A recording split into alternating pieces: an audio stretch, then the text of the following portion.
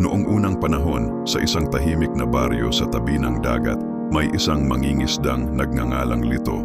Kilala siya bilang matapang, ngunit may isang bagay na kinatatakutan ng lahat, ang madilim na bahagi ng dagat na tinatawag nilang lalim ng anino.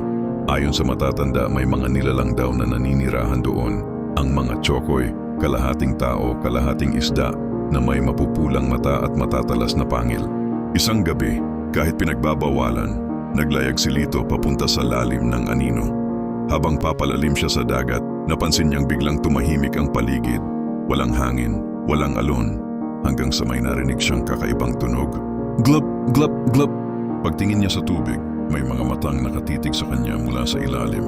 Biglang may sumulpot na nilalang, may timang balat, basa ang buhok at may mga hasang sa leeg.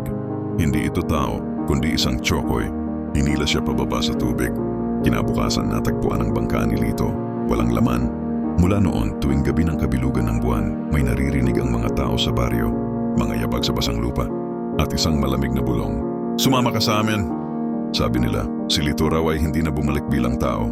Isa na siyang tsokoy, naghihintay ng susunod na mabibiktima.